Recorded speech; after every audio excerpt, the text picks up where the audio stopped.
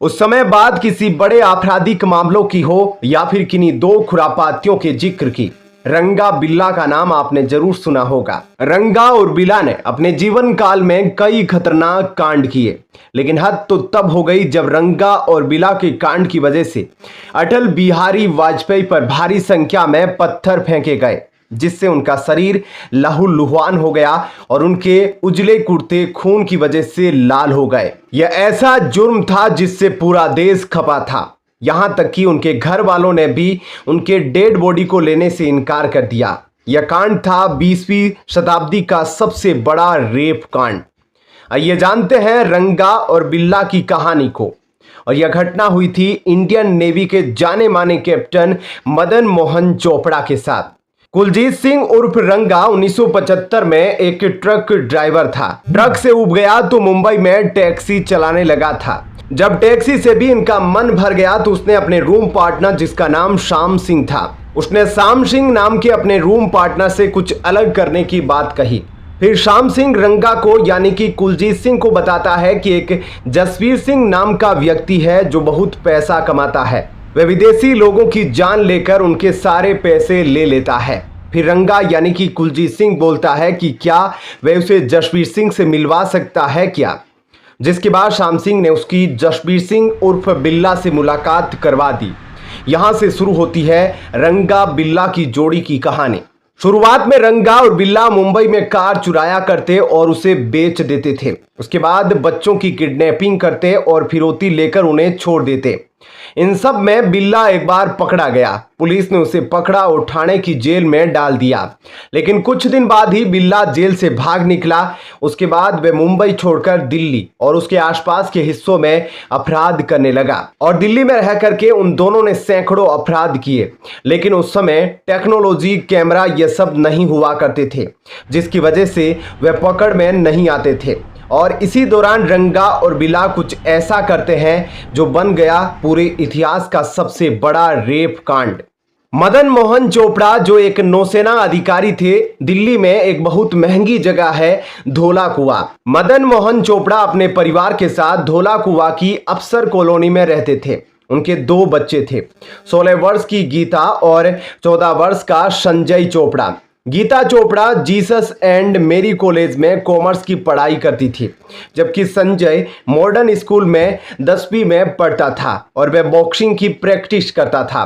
गीता को एक बार all India radio से एक ऑफर आया। उन्हें 26 अगस्त 1978 को वेस्टर्न सॉन्ग्स के एक इन द ग्रूव प्रोग्राम में हिस्सा लेना था, जिसे उसी रात 8 बजे रेडियो पर लाइव होना था। और यह लड़की सॉन्ग की बहुत प्रैक्टिस करती थी ताकि उसका सॉन्ग भी उस रेडियो पर एकदम परफेक्ट रहे, क्योंकि उसके सॉन्ग को पूरा भारत सुनने वाला था।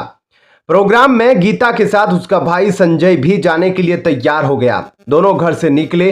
कॉलोनी के ही एक व्यक्ति ने उन्हें लिफ्ट दी और धोला कुआं से 5 किलोमीटर आगे गोल डाक खाना छोड़ दिया। इस जगह से आकाशवाणी केंद्र थोड़ी ही दूरी पर था। गीता और संजय टैक्सी के इंतजार में सड़क किनारे खड़े थे। तभी रंगा बिल्ला पीले रंग की कार लेकर पहुंचे ताकि लगे कि यह एक पब्लिक में चलने वाली कमर्शियल गाड़ी है, और ये लोग लिफ्ट देने के बहाने दोनों को बिठा लिया। और इधर घर में बैठी गीता की मां रोमा चोपड़ा उसके रेडियो पर आने का इंतजार कर रही थी। गीता की मां ने निर्धारित समय के अनुसार 8 बजे रेडियो खोला तो वहां गीता को छोड़कर सभी के गानों की आवाज आ रही थी। उन्हें लगा कि शायद प्रोग्राम कैंसिल हो गया है, इसलिए गीता नहीं गा रही, लेकिन इधर होनी तो कुछ और ही थी। रंगा और बिल्ला की नजर आपस में मिली और आंखों आंखों में ही इशारा हो गया, जिसके बाद गाड़ी आकाशवाणी के बजाय दूसरे रास्ते पर मोड़ दी गई। जिसके बाद गीता ने कहा कि आप हमें कहां ले जा रहे हैं, आकाशवाणी तो दूसरे रास्ते पर है, जिस पर दोनों ने उसे कोई जवाब नहीं दिया। गीता और संजय समझ गए कि फंस चुके हैं। उन्होंने गाड़ी को रुकवाने की कोशिश की। बिल्ला ने धारदार मेटल से संजय के कंधे और हाथ को अलग कर दिया। संजय चोपड़ा की शर्ट खून से सन चुकी थी। गीता गाड़ी चला रहे रंगा के बाल पकड़कर खींचने लगी। रंगा हाथ छुड़ाने की कोशिश कर रहा था। वह एक हाथ से गाड़ी चला रहा था और दूसरे से गीता के हाथों पर जोर जोर से वार कर रहा था। गाड़ी शंकर रोड के भीड़ वाले इलाके में रुकी। संजय ने शीशे से मुंह सटाकर जोर जोर से चिल्लाना शुरू कर दिया। संजय की आवाज भगवान दास ने सुनी। वे बंगला साहब गुरुद्वारे से नॉर्थ एवेन्यू की ओर स्कूटर से जा रहे थे। लड़के को चिल्लाता देख उसे रोकने की कोशिश की। एक अन्य व्यक्ति गाड़ी से लटक गया, लेकिन रंगा ने गाड़ी नहीं रोकी। भगवान दास ने पुलिस को सूचना दी। पुलिस को बताया गया कि गाड़ी में 2 बच्चे हैं। गाड़ी का नंबर MRK 8930 है। DDA के जूनियर इंजीनियर इंद्रजीत ने भी उस गाड़ी को देखा। उन्होंने बताया कि लोहिया अस्पताल के पास गाड़ी तेज रफ्तार से गुजरी और आगे जाकर धीमी हुई तो मैंने देखा कि गाड़ी में 2 बच्चे चीख रहे हैं। मैंने गाड़ी रोकने की कोशिश की, लेकिन ड्राइवर सिग्नल तोड़ते हुए भाग गया। उन्होंने गाड़ी का नंबर MRK 8930 बताया। रंगा बिल्ला गाड़ी भगाते हुए रिज इलाके में पहुंचे।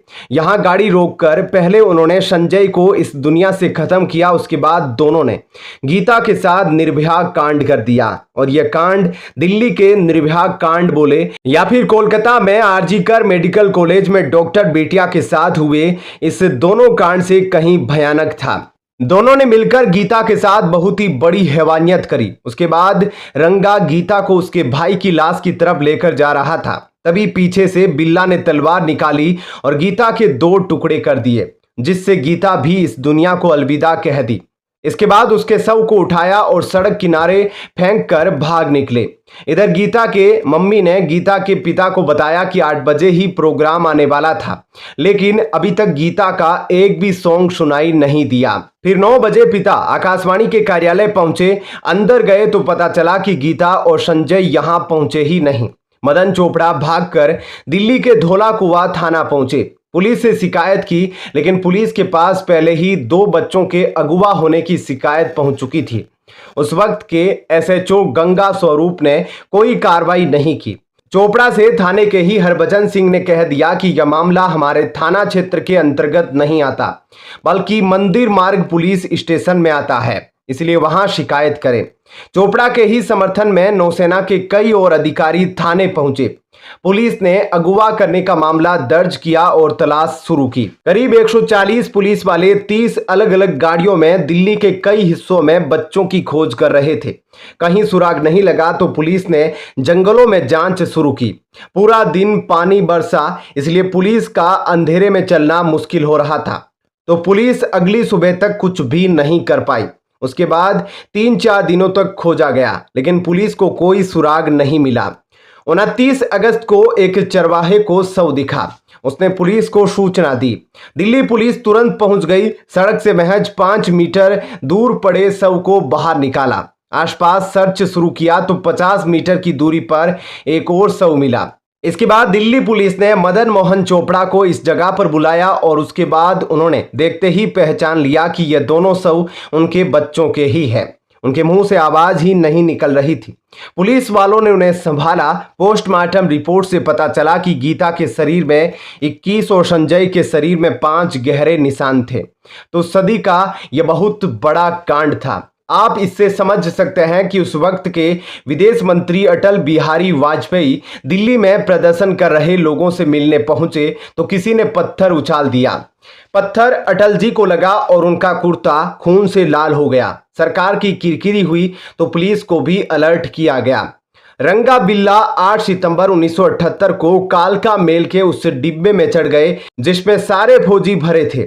उनसे सवाल जवाब किया तो धौंस दिखाने लगे। आर्मी के ही एक अफसर लांस नायक AV सेठी ने पिछले दिनों इनकी फोटो अखबार में देखी थी। उन्होंने इन्हें पहचान लिया, तुरंत पुलिस को सूचना दी और इन्हें गिरफ्तार करवा दिया। रंगा बिल्ला को गिरफ्तार करने के लिए स्टेशन पर करीब 100 पुलिसकर्मी सादी वर्दी में पहले से मौजूद थे और उन दोनों को पकड़ा जाता है वहां पर। उसके बाद यह केस बहुत तेजी से चला। पुलिस ने दोनों से अलग अलग पूछताछ की। DNA जांच हुई। सारे सबूत और DNA रंगा बिल्ला से मैच कर गए। सेशन कोर्ट ने दोनों को फांसी की सजा सुनाई। रंगा बिल्ला ने दिल्ली हाईकोर्ट में याचिका दायर की। 26 नवंबर 1979 को हाईकोर्ट ने भी फांसी की सजा को बरकरार रखा। रंगा ने सुप्रीम कोर्ट में याचिका दायर की। सुप्रीम कोर्ट ने भी याचिका खारिज करते हुए कहा फांसी से कम कोई सजा नहीं।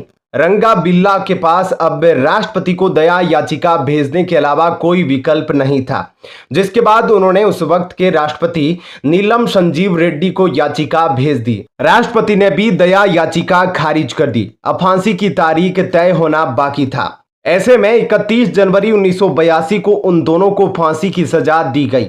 बिल्ला और रंगा के घर वालों ने अंतिम संस्कार के लिए लाश लेने से मना कर दिया। जेल प्रशासन ने अपनी तरफ से उनका अंतिम संस्कार भी कर दिया।